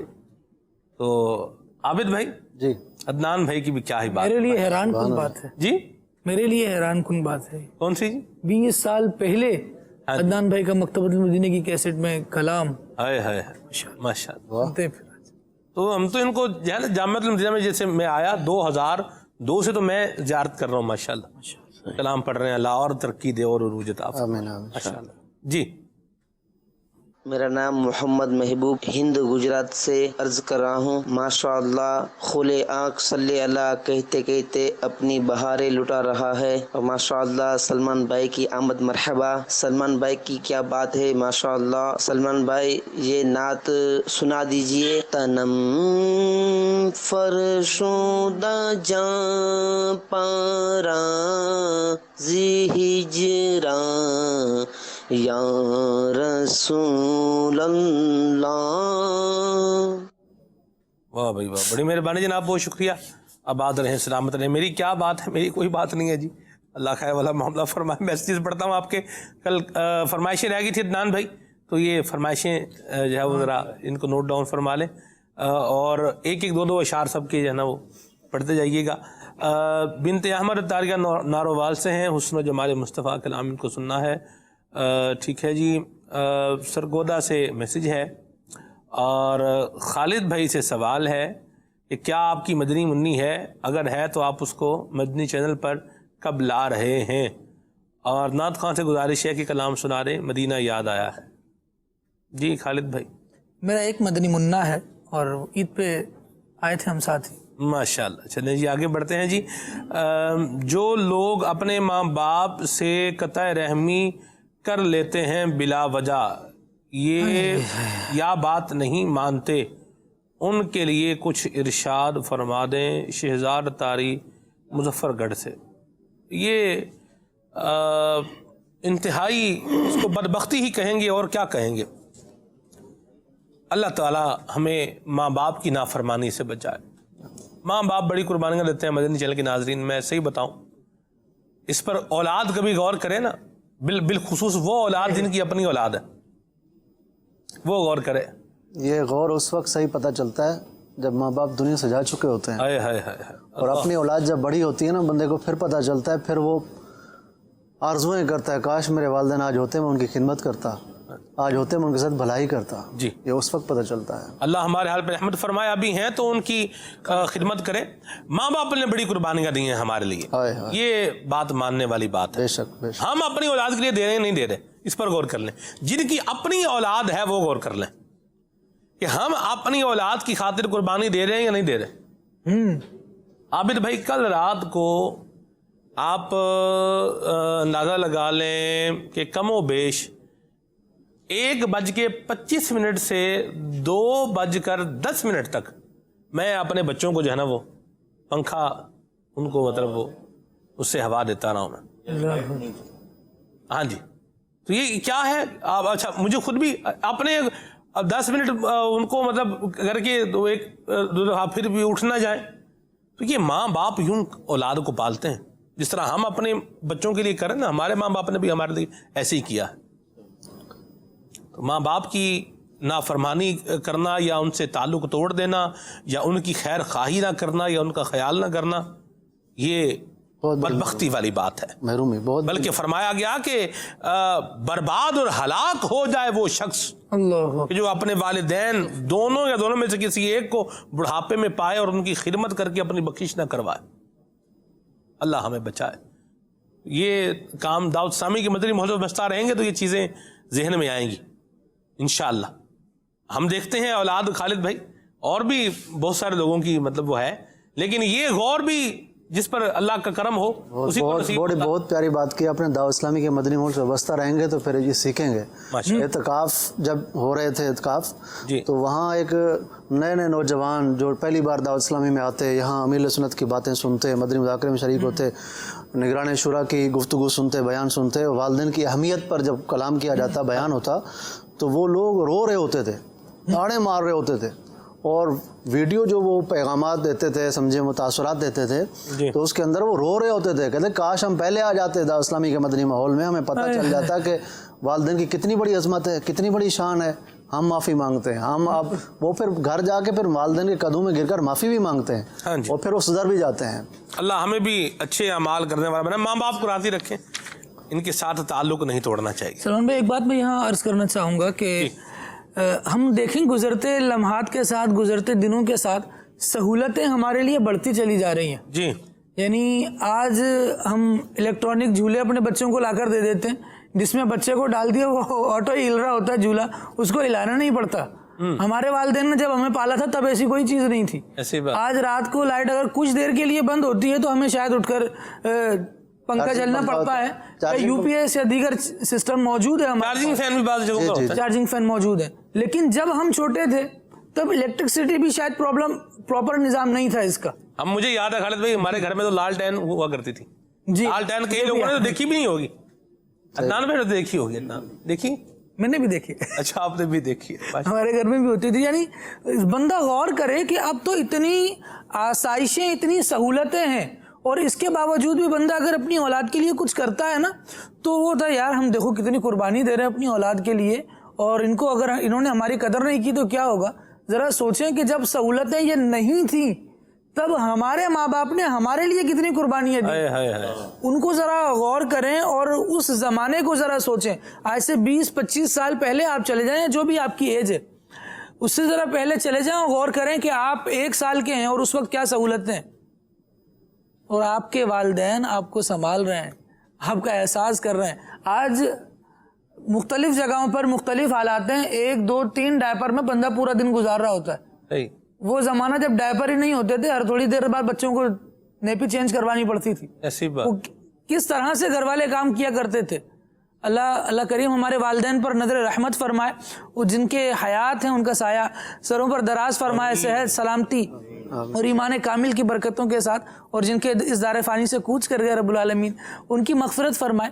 تو اگر جن کے والدین حیات ہیں ان کی خدمت کر کے ان کو راضی کر لیں. نبی پاک صلی اللہ تعالیٰ علیہ وآلہ وسلم نے ارشاد فرمایا اس کی ناک خاک آلود ہو, یعنی اس کا برا ہو, جس نے اپنے والدین کو پایا اور ان کی خدمت کر کے جنت کو حاصل نہ کر سکا. اللہ اکبر. اگر والدین کا سایہ سروں پر سلامت ہے, محبت سے ان کے ساتھ پیش آئیں اور کوئی ایسی بات نہ کہیں جو ایسی بات میں کوئی ایسا انداز بھی نہ ہو جو والدین کو برا لگتا ہو. درست فرمایا. چلیں جی یہ بات بھی ہے. اور یہاں ایک والدین کے لیے بھی پیغام ہے کہ جو اسلام آپ کی اولاد کو آپ کا ایسا جو ہے وہ خیال کرنے کا سبق دے رہا ہے، آپ بھی اپنی اولاد کو اس اسلام کے اگینسٹ کسی رستے پر نہ چلائیں. یا اگر بچہ رستے پر چل رہا ہے، سنتوں پر عمل کر رہا ہے، اللہ تعالیٰ کی اطاعت کی طرف بڑھ رہا ہے، اس کی حوصلہ افزائی کریں کہ الٹیمیٹ طور پر فائدہ کس کو ہوگا؟ آپ ہی کو ہوگا. ٹھیک ہے جی، آگے بڑھتے ہیں جی. سبحان اللہ. مجھے یہ کلام سنا دیں اے سبز گنبد والے. کلام اور بھی شامل کرتے ہیں آپ کے فرمائشی. عدنان بھائی ضرور پوری کیجیے گا ورنہ ناظرین پھر آپ کو پتہ ہے ناراضگی ہو جاتے ہیں. اگر ہم دوسروں میں غلطی اور برائی ڈھونڈنے کی بجائے خود میں یہ چیزیں ڈھونڈیں تو شاید ہم قطع تعلقی سے بچ پائیں یا کم ہو جائے. ٹھیک کہا آپ نے جی. چلیں یہ بات بھی ایک ہے. اگر کوئی رشتہ دار ہمارے شرعی حق میں رکاوٹ بن رہا ہو تو پھر کیا کرنا چاہیے؟ جو بھی شریعت مطہرہ طریقہ کار بتا رہی ہے اس کو جو ہے فالو کرنا چاہیے. اللہ تعالیٰ سے دعا بھی کرنی چاہیے، یا اللہ تو ان کا شرع صدر فرما، یا ان کو اچھائی کی توفیق عطا فرما، تیری نافرمانی سے یہ بچ جائیں، یا اللہ ان پر ایسا کرم فرما. یہ بھی طریقہ کار ایک اختیار کیا جا سکتا ہے، اور اس میں خالد بھائی خیر خواہی ہے. جی بالکل. آپ دعا کر رہے ہیں بھائی آپ کا، جیسے لیٹ سپوز بھائی حق مارا ہوا ہے، وراثت نہیں دے رہے، بڑا پرابلم آپ نکالیں گے تو یہ 80% یہی سامنے آئے گا بھئی ہمارا حق بنتا تھا ہمیں نہیں دے رہے. آپ دعا ہی کریں اس کے لیے کہ یا اللہ ان کے دل میں بات ڈال دے ہمارا حق ہمیں دے رہے ہیں. تو یہ بھی آپ اس کے ساتھ کیا کر رہے ہیں؟ خیر خواہی اور بھلائی کر رہے ہیں. ماشاءاللہ. چلیں یہ آگے اور میسج بھی لے لیتے ہیں. وہ سوئے اعلیٰ دار پھرتے ہیں، یہ کلام سنا دیں. اور میلاد بھائی نے جو منقبت پڑھی ہے وہ سنوائیں. ٹھیک ہے جی. اور یہ ہیں جی غلام مصطفیٰ بھائی بہاڑی سے ہیں، سونا جنگل راز نیری کلام ان کو سننا ہے. ٹبا سلطان پور سے ایک میسج ہے، بڑی مہربانی، بہت شکریہ آپ کے میسج کے لیے. عدنان شیخ اداری صاحب کو میرا سلام. عدنان بھائی جب نعت پڑھتے ہیں تو جھوم جاتے ہیں. اللہ پاک عدنان بھائی آپ سب کو اجر عظیم عطا فرمائے. یہ بھی کوٹ سلطان لیا سے میسج ہے، بڑی مہربانی. آگے ہیں جی مامو کانجن سے میسج ہے، یا صاحب الجماری بھیا سید البشر کلام سنائے. اور بھی بہت سارے میسج ہیں، ان کو آگے پھر چل کے دیکھتے ہیں. عدنان بھائی کچھ فرمائشیں پوری کریں پھر ہم آگے بڑھتے ہیں. صلو علی الحبیب صلی اللہ تعالی علی محمد صلی اللہ تعالی علی محمد صلی اللہ علیہ وسلم. راہ پر خار ہے کیا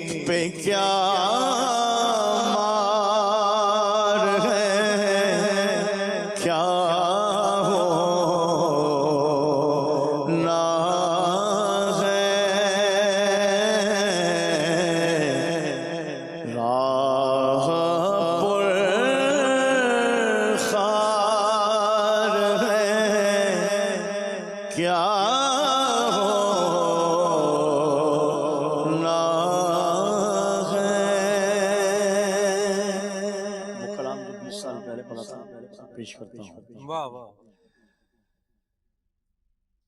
بخت خفتہ نے مجھے روزے پہ جانے نہ دیا، چشم و دل سینے گلے جیسے لگانے نہ دیا، چشم و دل سینے گلے جیسے لگانے نہ دیا، بخت خفتہ نے آغا قسمت مجھے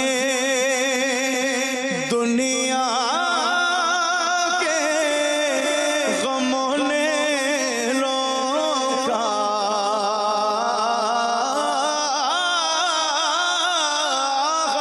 قسمت مجھے دنیا کے غموں نے روکا، ہائے تقدیر کے تیبہ مجھے جانے نہ دیا، ہائے تقدیر کے تیبہ مجھے جانے نہ دیا، اب کہاں جائے گا نقشہ تیرا میرے دل سے، اب کہاں جائے گا نقشہ تیرا میرے دل سے، تے میں رکھا ہے اسے دل نے گمانے نہ دیا، تے میں رکھا ہے اسے دل نے گمانے نہ دیا، بخت خفتہ نے میرے اعمال کا بدلہ تو جہنم ہی تھا،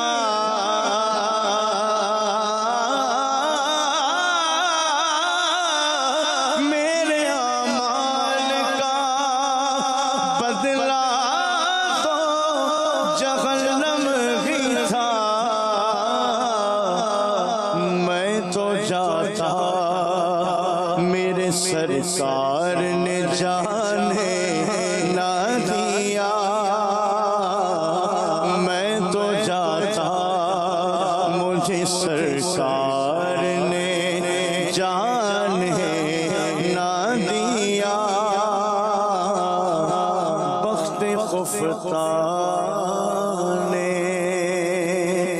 ایسا گنبد والے منظور دعا کرنا، جب وقت نظر آئے ہم کو دیدار عطا کرنا، جب وقت نظر آئے ہم کو دیدار عطا کرنا، میں قبر اندھیری میں گھبراؤں گا جب تنہا، میں قبر اندھیری میں گھبراؤں گا جب تنہا، امداد میری کرنے آ جانا رسول اللہ، امداد میری کرنے آ جانا میرے آقا، روشن میری تربت کو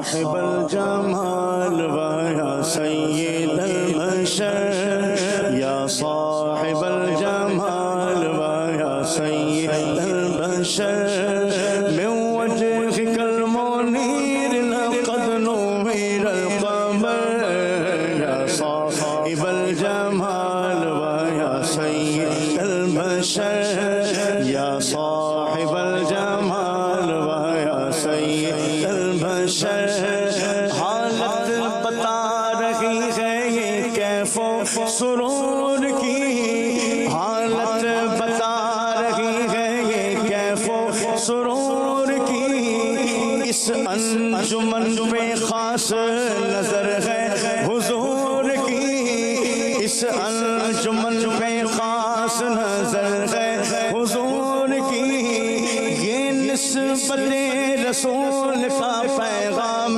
خاص ہے برسات ہو رہی ہے غلاموں پہ نور کی یا صاحب الجمال ویا سید البشر یا صاحب الجمال ویا سید البشر کب کہتا ہوں قارون کا خزینہ مجھے دے دو کب کہتا ہوں قارون کا خزینہ مجھے دے دو اے لوگوں فقط یادیں کرینا مجھے دے دو تم سارا جہاں لے لو مدینہ مجھے دے دو یا صاحب الجمال ویا سید البشر یا صاحب الجمال ویا سید البشر ان کی عنایتیں ہیں بچا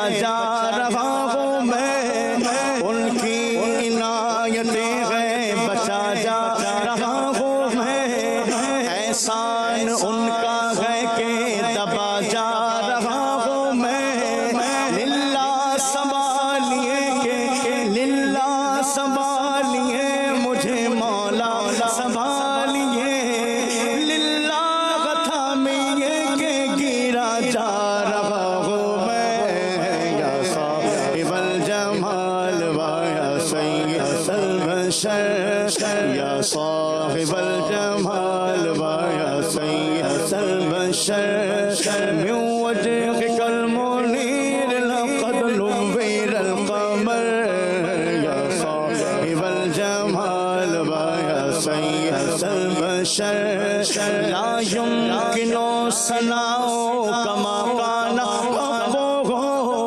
لا يمكن ثناء كما كان حقه بعد خدا بزرگ تو ہے قصہ مختصر یا صاحب الجمال ویا سید البشر یا صاحب الجمال ویا سید البشر من وجهك المنير لقد نور القمر یا صاحب الجمال ویا سید البشر.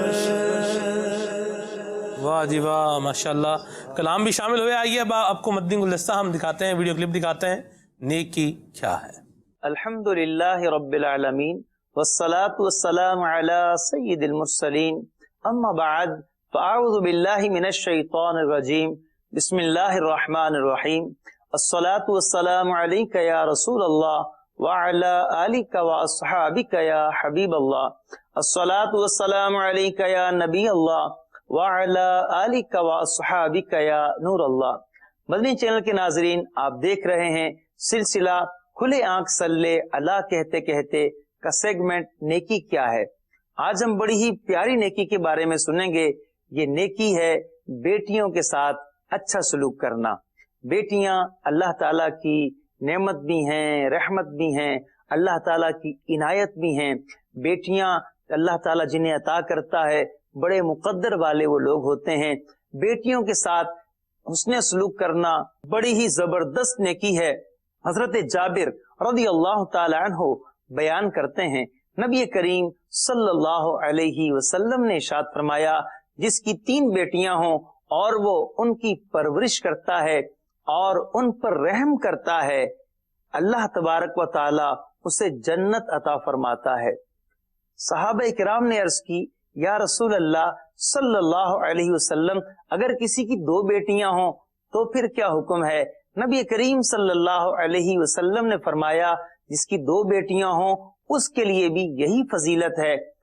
اس حدیث کے راوی کہتے ہیں بعض صحابہ کرام فرماتے ہیں اگر ایک بیٹی کا پوچھا جاتا تو نبی کریم صلی اللہ علیہ وسلم ایک بیٹی کے بارے میں بھی یہی ارشاد فرماتے، اور ایک حدیث پاک میں یہ اضافہ بھی ہے کہ بیٹیوں پر رحم کرے، ان کی پرورش کرے اور ان کی شادی کر دے، اللہ تعالیٰ اس کے لیے جنت واجب فرما دیتا ہے۔ مدنی چینل کے ناظرین، بیٹیوں کے ساتھ حسن سلوک کرنا بڑی زبردست نیکی ہے، اور بیٹیوں کو بڑا ہی پیارا مقام، بڑا زبردست مقام اسلام نے دیا ہے۔ ان بیٹیوں کو سوچنا چاہیے کہ اسلام نے ان پر کتنا بڑا احسان کیا ہے۔ بیٹیوں کو بھی اسلام کی آغوش میں رہنا چاہیے، اسلام کی تعلیمات پہ عمل کرنا چاہیے۔ حضور نبی اکرم صلی اللہ علیہ وسلم نے ارشاد فرمایا لا تکرہ البنات فانی ابو البنات، بیٹیوں کو ناپسند نہ رکھو، بیٹیوں کو برا نہ سمجھو کیونکہ میں بھی بیٹیوں والا ہوں۔ نبی کریم صلی اللہ علیہ وسلم نے بیٹی جس گھر میں ہوتی ہے اس کے متعلق ارشاد فرمایا جس گھر میں بیٹی پیدا ہوتی ہے فرشتے اس گھر کی زیارت کرنے آتے ہیں۔ اور ایک حدیث پاک میں یہ بھی فرمایا گیا ہے کہ اللہ تعالیٰ جسے بیٹی عطا فرماتا ہے اللہ تعالیٰ اس کی مدد بھی فرماتا ہے۔ مدنی چینل کے ناظرین، بیٹیوں کے ساتھ اچھا سلوک کرنا چاہیے، امتیازی سلوک نہیں ہونا چاہیے۔ ایسا نہ ہو کہ بیٹوں کی محبت میں بیٹیوں کے ساتھ برا سلوک کیا جائے، یا جس سلوک کی وہ مستحق ہیں ان کے ساتھ سلوک نہ کیا جائے۔ ارے بیٹیاں تو اپنے باپ کے گھر شہزادیاں ہوتی ہیں، ان کے گھر کی رونق ہوتی ہیں۔ بیٹیوں کے ساتھ اچھا سلوک کرنا چاہیے کہ امام الانبیاء صلی اللہ علیہ وسلم نے اپنے گھر کی بیٹیوں کے ساتھ حضور علیہ السلام نے کتنا اچھا سلوک کیا، اور جب بھی کوئی چھوٹی بچیاں نبی کریم علیہ السلام کی بارگاہ میں لائی جاتی، آقا کریم علیہ السلام بڑی ہی شفقت فرمایا کرتے۔ آقا کریم علیہ السلام کو بیٹیوں سے بڑی محبت تھی۔ نبی کریم علیہ السلام نے نہ صرف بیٹیوں کو عزت دینے کا کہا ہے، بیٹیوں کی تکریم کا فرمایا ہے، بلکہ خود آقا کریم صلی اللہ علیہ وسلم نے اپنی بیٹیوں کو عزت دے کر ان کا مرتبہ بلند کیا ہے، اور عملی طور پر آقا کریم علیہ السلام نے اس کا اظہار کیا ہے بیٹیوں کو عزت دینی چاہیے۔ سیدہ فاطمہ الزہرا رضی اللہ تعالی عنہا جب بھی بارگاہ رسالت میں آتی، آقا کریم علیہ السلام انہیں عزت دیتے اور کھڑے ہو کر اپنی بیٹی کا استقبال کیا کرتے تھے۔ مدنی چینل کے ناظرین، بیٹیوں کے ساتھ اچھا سلوک کیجئے، بیٹیوں کے ساتھ اچھا اور نرم رویہ ہونا چاہیے، ان کی اچھی پرورش ہونی چاہیے، ان کی اچھی تعلیم اور تربیت کا انتظام کرنا چاہیے، انہیں دین سکھانا چاہیے، اور شرم و حیا کی چادر انہیں پہنا دینی چاہیے۔ بچپن ہی سے بیٹیوں کی اچھی تربیت والدین کی ذمہ داری بھی ہے۔ اللہ تعالیٰ یہ نیکی والدین کو خوب خوب کرنے کی توفیق عطا فرمائے، آمین بجاہ النبی الامین صلی اللہ تعالی علیہ وسلم۔ واہ جی واہ، سبحان اللہ۔ بیٹیوں کے ساتھ بھی بھلائی کرنی چاہیے اور بالکل خیال ان کا رکھنا چاہیے۔ اعلیٰ حضرت امام السنت نے بھی اس حوالے سے بڑی رہنمائی فرمائی ہے، اور بیٹیوں کو بھی چاہیے کہ جس اسلام نے بیٹیوں کے، بہنوں کے، ماں کے اور بیوی کے اتنے حقوق اور اتنی جو یوں بولیں کہ خیال رکھنے کے حوالے سے ارشاد فرمایا ہے، تو اس پر عمل پیرا بھی رہنا ہے، اور اسی اسلام کے اصول و ضوابط کے مطابق ہم نے اپنی زندگی کو گزارنا ہے۔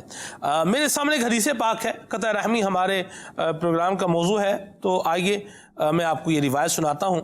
فرمایا انما الدنیا لاربعۃ نفر، 4 بندے ہیں دنیا میں، عبد رزقہ اللہ عز وجل مالا وعلما، ایک بندہ وہ ہے جسے اللہ کریم نے مال بھی دیا ہے، دولت بھی دی ہے اور علم بھی عطا فرمایا ہے۔ فَهُوَ يَتَّقِي فِيهِ رَبَّهُ، اور وہ اس میں اللہ سے ڈرتا ہے. فَيَصِلُ فِيهِ رَحِمَهُ، اور وہ صلہ رحمی کرتا ہے، اپنے رشتہ داروں کے ساتھ اچھا سلوک کرتا ہے، ان پر مال خرچ کرتا ہے. وَيَعْلَمُ لِلَّهِ عَزَّ وَجَلَّ فِيهِ حَقَّهُ، اور اس کے علم اور اس کے مال میں اللہ کا حق کیا ہے وہ یہ بھی جانتا ہے. قَالَ فَهَذَا بِأَفْضَلِ الْمَنَازِلِ، تو ارشاد فرمایا یہ بہت بڑا درجہ ہے. سبحان اللہ. سبحان اللہ. وعبد، اور دوسرا بندہ، رزقہ اللہ عز وجل علما، کہ اسے اللہ کریم نے علم عطا فرمایا ہے. ولم یرزقہ مالا، لیکن مال اس کو دولت عطا نہیں فرمائی. قال، ارشاد فرمایا، فہو یقول، تو پھر وہ آدمی کہتا ہے، لو کان لی مالا عملت بعمل فلان، کاش کہ میرے پاس دولت ہوتی تو میں فلاں آدمی کی طرح عمل کرتا، یعنی صدقہ کرتا، خیرات کرتا، میں بھی اپنے رشتہ داروں پر رقم جو ہے وہ خرچ کرتا. اللہ اکبر. قال، ارشاد فرمایا، فاجرہما سواء، میں دونوں کا اجر برابر ہے. قربان جائیں اللہ کریم کی رحمت پر. سبحان اللہ. خوش نصیبی ہے اس کی، مبارک ہو اس کو کہ جو اپنے رشتہ داروں پر رقم خرچ کرتا ہے، پیسے خرچ کرتا ہے، ان پر احسان کرتا ہے، بھلائی کرتا ہے، یا اس کی تمنا رکھتا ہے. عابد بھائی بالکل اس کو بھی مبارک ہو. خالد بھائی ہے نہیں لیکن تمنا رکھتا ہے. کیا بات ہے. سبحان اللہ. دونوں کو مبارک ہو. سبحان اللہ. آگے ارشاد فرمایا، قال وعبد رزقہ اللہ، وعبد رزقہ اللہ مالم ولم یرزقہ علما. روایت میں شاید آگے آ گیا ہوں جی. آگے ارشاد فرمایا، وعبد رزقہ اللہ مالم ولم یرزقہ علما. ایک آدمی وہ ہے جسے اللہ کریم نے مال تو دیا ہے لیکن علم نہیں دیا.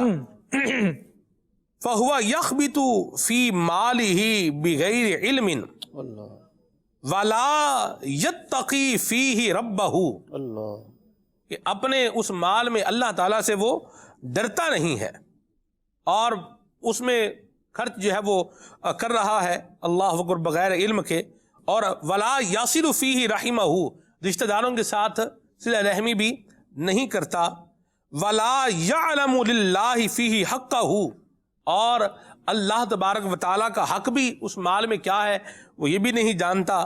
فہذا بأخبث المنازل، یہ ایک برا ترین درجہ ہے. اللہ کریم ہمیں اس سے بچائے. اور آگے ارشاد فرمایا، وعبد لم یرزقہ اللہ مالا ولا علما، ایک آدمی وہ ہے جسے اللہ نے نہ مال دیا ہے نہ علم دیا ہے. فہو یقول، تو وہ کہتا ہے، لو کان لی مال، کاش کہ میرے پاس مال ہوتا، لعملت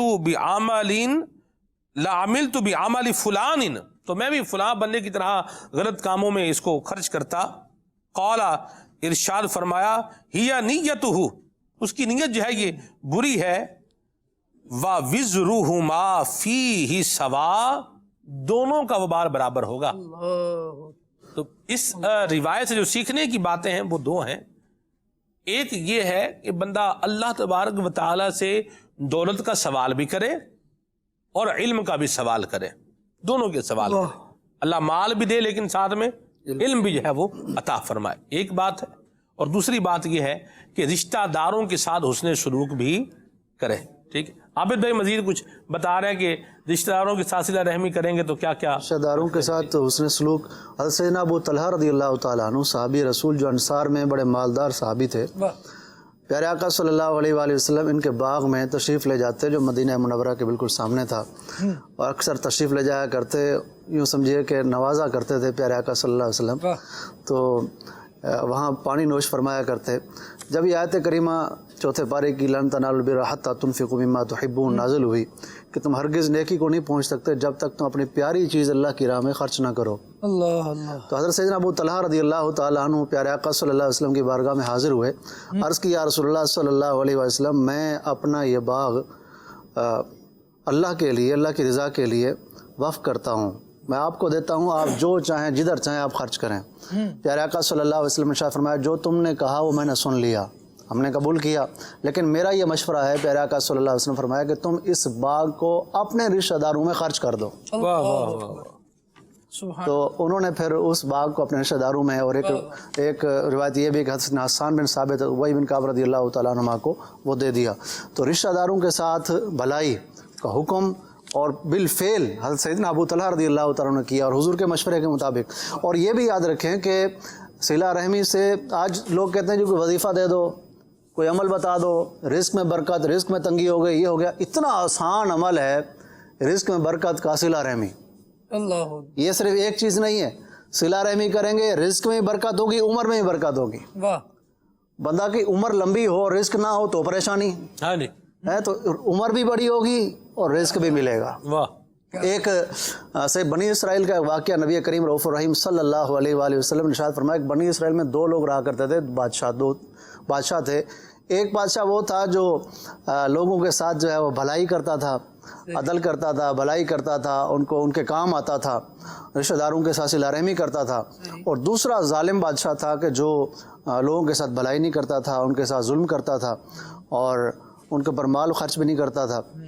تو اب یہ ہوا کہ ایک وقت آیا کہ اللہ تبارک و تعالیٰ نے اس وقت کے نبی کی طرف وہی فرمائی کہ ان دونوں کی جو عمر ہے، جو اچھا ہے صلہ رحمی کرتا ہے، جو لوگوں کے کام آتا ہے، اس کی عمر جو ہے وہ صرف 3 سال رہ گئی ہے، اور جو ظلم کرتا ہے، زیادتی کرتا ہے، اس کی عمر 30 سال باقی ہے۔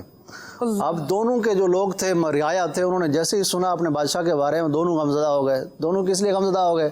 جو اچھے والے تھے جلدی چلا جائے گا، جو برا ہے دیر تک جلدی چلا جائے گا، جو دوسرا ہمارے پہ عذاب بنا ہوا ہے وہ دیر سے جائے گا۔ دونوں پریشان ہو گئے۔ اب کیا ہوا کہ جو اچھے رعایا کے جو لوگ تھے، جو اچھا بادشاہ تھا، انہوں نے کیا کیا کہ اپنے بچوں کو، اپنے گھر والوں کو چھوڑا اور ایک صحرا میں، ایک خوب میدان میں چلے گئے، اور وہاں جا کر اللہ تعالیٰ کی بارگاہ میں دعائیں کرنے لگے کہ یا اللہ، اے پروردگار، تو اس کی عمر کو طویل کر دے، تو اس کو عمر لمبی کر دے۔ دعائیں کرتے رہے، 3 دن تک وہاں رہے۔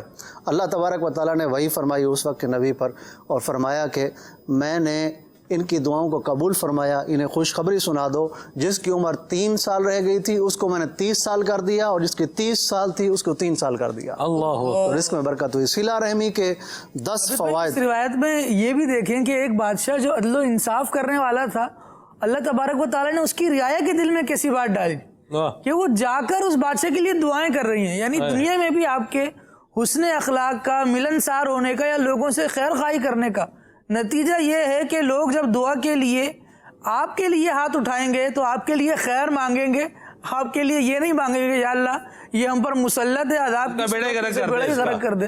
ایسا نہیں ہوگا، آپ کی خیر لوگ مانگیں گے اللہ سے۔ صلہ رحمی کی جو 10 خصلتیں ہیں، 10 خوبیاں ہیں، ان میں سے بھی آخری خوبی اسی کی طرف اشارہ کر رہی ہے۔ وہ صلہ رحمی کی 10 خوبیاں دیکھیں کہ ایک عمل ہے، اس کے اندر سے 10 خوبیاں بندے کو ملتی ہیں۔ نمبر 1 یہ کہ اس سے اللہ تعالیٰ راضی ہوتا ہے، کیونکہ صلہ رحمی خود اسی کا اللہ نے حکم دیا ہے، اللہ اس سے راضی ہوتا ہے۔ نمبر 2، صلہ رحمی میں انہیں دلی اطمینان ہوتا ہے، اور حدیث شریف میں ہے کہ افضل اعمال وہ ہیں جو بندے مومن کو دلی اطمینان حاصل ہو، جس سے صلہ رحمی سے دلی اطمینان حاصل ہوتا ہے۔ نمبر 3، فرشتے خوش ہوتے ہیں جب کوئی صلہ رحمی کرتا ہے، فرشتے خوش ہوتے ہیں۔ نمبر 4، لوگ اس کی تعریف کرتے ہیں۔ اور نمبر 5، صلہ رحمی سے شیطان لعین غضبناک ہوتا ہے۔ اور نمبر 6، عمر میں برکت ہوتی ہے۔ نمبر 7، رزق میں برکت ہوتی ہے۔ نمبر 8، اچھی موت نصیب ہوتی ہے۔ سبحان اللہ، کتنی پیاری بات ہے، اچھی موت نصیب ہوتی ہے۔ جب آج کوئی اچھی موت جاتا ہے دنیا سے، لوگ کہتے ہیں ہمیں بھی ایسی موت آ جائے، اچھی موت آ جائے، کلمہ پڑھیں، نماز کی حالت میں جائیں، گنبد خضرا کے سامنے ہوں، دنیا سے جائیں، حضور کے جلووں میں جائیں، تو یہ صلہ رحمی۔ ایسے ہی نمبر 9، محبت میں زیادتی، کیونکہ جن پر اس نے احسان کیے ہوں گے ان کی خوشی غمی میں شریک ہوئے ہوں گے، اس پر اس کی مدد بھی کرتے رہیں گے، اور جس کی وجہ سے اس کی دلوں میں لوگوں کی محبت بیٹھ جائے گی۔ اور نمبر 10، موت کے بعد زیادتی اجر ہے، کیونکہ لوگ اس کی موت کے بعد اس کے احسانات کو یاد کر کے اس کے لیے سال ثواب کریں گے اور دعا بھی کرتے رہیں گے۔ واہ واہ، ماشاءاللہ، کیا بات ہے جی۔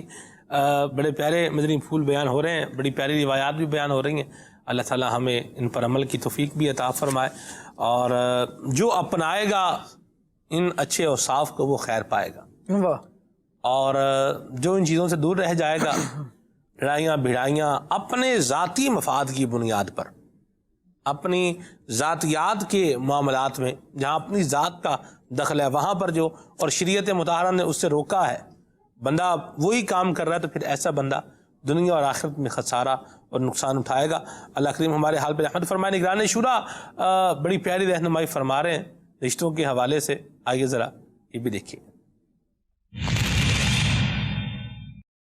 سرکار مدینہ صلی اللہ تعالی علیہ وآلہ وسلم نے ارشاد فرمایا جو رحم نہیں کرتا اس پر رحم نہیں کیا جاتا اور جو معاف نہیں کرتا اس کو معاف نہیں کیا جائے گا. کتنی اس میں معاف کرنے کی ترغیب موجود ہے. تو معاف کرنا اختیار کریں. الحمدللہ جو معاف کرتا ہے اس کی عزت بڑھتی ہے. ایک اور حدیث پاک سنیے کہ صدقہ دینے سے مال کم نہیں ہوتا اور بندہ کسی کا قصور معاف کرے تو اللہ تعالیٰ اس معاف کرنے والے کی عزت ہی بڑھائے گا. اور جو اللہ کے لیے تواضع یعنی عاجزی کرے اللہ تعالیٰ اسے بلند فرمائے گا. اب یہ واضح حدیثیں ہمارے نبی پاک صلی اللہ تعالیٰ علیہ وآلہ وسلم کی ہیں. یہاں ایک ہی دھونے بد نہیں ہماری نہیں بنتی. ہمارے کو نہیں بنانے. کیوں نہیں بنانے بھائی؟ کیوں نہیں بنانے؟ جنگل میں جانوروں کی طرح کیسے رہیں گے ہم لوگ؟ جیسے جنگل میں جانور رہتے ہیں.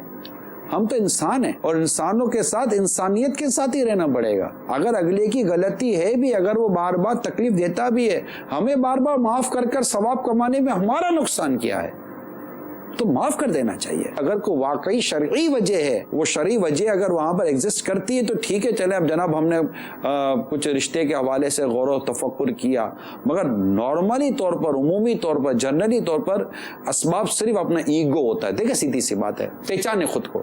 آپ خود کو پہچانو. آپ کو آپ کے ایگو نے, آپ کو آپ کی دھگوسلی قسم کی, جھوٹی قسم کی عزت اور آبرو کی اور عزت اور خواہش اور اسٹیٹس کی تمنا نے آپ کو مارا ہے. یعنی آپ اس چیز کو گوارا ہی نہیں کرتے. میرے سے ایسی بات کون کرے گا؟ Who are you? اب ہیں کون؟ کس اسٹیٹس کی بات کر رہے ہیں؟ اب کس اوقات کی بات کر رہے ہیں؟ آپ کی میری اوقات اور آپ کا میرا اسٹیٹس کیا ہے؟ ٹھیک ہے اپنی تذلیل کروانے کے لیے کوئی بھی نہیں پڑا ہوا, لیکن خواہ نہ خواہ اپنی عزت کا خواہ رہنا کہ مجھے عزت دی ہی جائے. عزت مانگنے سے نہیں ملتی, عزت کردار سے ملتی ہے. واہ جی واہ, یہ بات ہے. عزت کیسے ملتی ہے؟ کردار سے ملتی ہے. سبحان اللہ. خالد بھائی نے مجھے ایک بڑی پیاری بات سنائی تھی. جی خالد بھائی ذرا سنا رہے ناظرین کو بھی. حضرت ابو ہریرہ رضی اللہ تعالیٰ عنہ سے روایت ہے کہ نبی پاک صلی اللہ تعالیٰ علیہ وآلہ وسلم نے ارشاد فرمایا, اے امت محمد, قسم ہے اس کی جس نے مجھے حق کے ساتھ بھیجا, اللہ تعالیٰ اس شخص کے صدقے کو قبول نہیں فرماتا جس کے رشتہ دار اس کے حسن سلوک کے محتاج ہوں اور یہ غیروں کو دے. رشتہ دار حسن سلوک کے محتاج ہیں, رشتہ دار اس بات کے محتاج ہیں کہ یہ بندہ ان پر صدقہ کرے اور یہ غیروں کو دے رہا ہے. حضور نے ارشاد فرمایا اللہ تبارک و تعالیٰ اس کے صدقے کو قبول نہیں فرماتا. پھر ارشاد فرمایا قسم ہے اس کی جس کے دست قدرت میں میری جان ہے, اللہ تعالیٰ اس کی طرف قیامت کے دن نظر نہ فرمائے گا.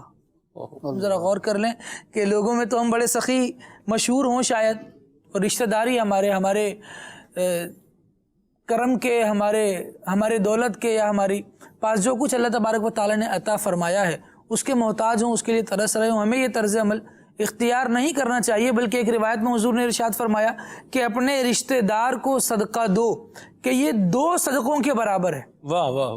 نبی کریم صلی اللہ تعالیٰ علیہ وآلہ وسلم کے اس فرمان کو بھی دیکھیں اور بھوکوں کو کھانا کھلائیں.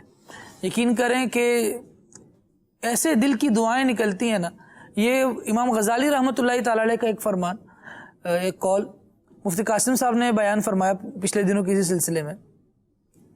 فرمایا اللہ تبارک و تعالیٰ کی نعمت کیسی ہے کہ اللہ چاہتا ہے تو بندے کو بھوک لگتی ہے. یعنی بھوک لگنا بھی اللہ تبارک و تعالیٰ کی نعمت ہے, اور بھوک کا لگنے کے بعد مٹ جانا, بھوک مٹانے کے لیے اللہ تبارک و تعالیٰ کا بندے کو روزی دے دینا, یہ بھی اللہ تبارک و تعالیٰ کی نعمت ہے. اور آپ یہ ذرا غور کیجئے کہ اس نعمت کے لیے اللہ تبارک و تعالیٰ ہمیں بندے تک پہنچنے کا ذریعہ بنایا, ہم وسیلہ بن جائے ایسا کہ اس کی بھوک دور ہو جائے. کیسی اس کے دل سے دعائیں نکلتی ہیں. کبھی آپ تھکے ہارے گھر پہنچے اور بھوک لگی ہو بڑی شدت کی, بڑے زور کی, اور گھر والے ویسے ہی آپ کے بغیر بولے آپ کے لیے فوراً دسترخوان بچھائیں اور آپ کے لیے کھانا سجا دیں اس میں, खाने चुन दें उस पर और फिर वो आप खाएं, कैसे फौरन एक तशक्कुर के कलमात कम से कम जहन में आते हैं और जो वाक़तन मिलनसार और अच्छे ज़ात वाले होते हैं उनके मुंह से अदा भी होते हैं माशाअल्लाह। तो ये एक अच्छा माहौल बन जाता है। ये जो दिल पे असर होता है ना उस भलाई का जो हमें नेमत गैर मुतरक्किबा के तौर पर मिली थी, अनएक्सपेक्टेड नेमत, जी अनएक्सपेक्टेड नेमत ऐसी मिली थी, वो भलाई अगर हम अपने रिश्तेदारों के साथ कर जाए, यानी हमें ये ना हो कि वो सवाल करेगा तो मैं दूंगा, बल्कि ऐसा कर जाए कि मेरे पास है और मैं किसी का ख्याल करते हुए दे जाऊं। उस वक्त जो दुआएं उसके दिल से निकलेंगी ना, वो सच्चे जज्बात के साथ निकलेंगी, वो दिल से निकलेंगी। वो दिल से निकलने वाली बात के बारे में शायर ने बड़ी प्यारी बात कही और ये कई अहादीस भी इस तरफ दलालत करती हैं कि दिल से जो बात निकलती है असर रखती है, पर नहीं ताकत परवाज मगर रखती है। अल्लाह तबारक व तआला उन दुआओं को सुनेगा इंशाअल्लाह। सिला रहमी ना करने के वबाल के ताल्लुक से जैसे खालिद बिन एक प्यारी हदीस पाक सुनाई, एक छोटी मुख्तसर सी हदीस मेरे पास जी मैं अर्ज करूँ कि हज़रत सैयदना जरीर बिन अब्दुल्लाह बजली रज़ियल्लाहु ताला से मरवी है कि नबी करीम रऊफ़ रहीम सल्लल्लाहु अलैहि वसल्लम ने फरमाया, जो अपने अहले कराबत रिश्तेदार से उसकी ज़रूरत से ज़ायद माल में से सवाल करे और वो बुखल करे, उसे ना दे, तो अल्लाह ताला उसके लिए जहन्नम से एक सांप निकालेगा जिसे शुजा कहा जाता है, वो ज़बान बाहर निकालता होगा और उसके गले में तोक बनाकर डाला जाएगा। अल्लाह बचा। अल्लाह करीम हमें अपने रिश्तेदारों के साथ हुस्न सलूक करने की तौफीक अता फरमाए, और हुस्न सलूक अगर कर ही दिया है या उनके साथ भलाई कर ही दी है तो फिर वो भलाई रहने भी दें। ये भी एक बात है, भलाई अगर कर दी है तो उसको भलाई रहने भी दें, क्योंकि बाज़ औक़ात भलाई करने के बाद वो जो उनका हाल करते हैं ना, वो फिर कहते हैं कि आप अपने पैसे वापस ही ले लें। भलाई क्या करेंगे, या मकान दिला देंगे या पैसे दे देंगे। और राशन देने के हवाले से मैं एक बात जो है वो कहना चाह रहा हूँ, आप अगर किसी को इस तरह कोई राशन की चीज़ें जो है वो दे रहे हैं तो वो देख लें कि आया वो काबिल इस्तेमाल है या नहीं। ये एक बड़ी अहम बात है। आबिद में मुझे किसी ने राशन का एक थैला दिया कि ये फलां के घर में आप पहुंचा दें। अच्छा, उस राशन के थैले में चावल भी थे और एक वजनी मतलब 5 किलो के करीब तो होंगे। उस चावल, अब हमने उसको खोल के देखा कि इसमें क्या क्या चीज़ है या क्या और इसमें डाल के ऐड करके उनको दे दिया जाए।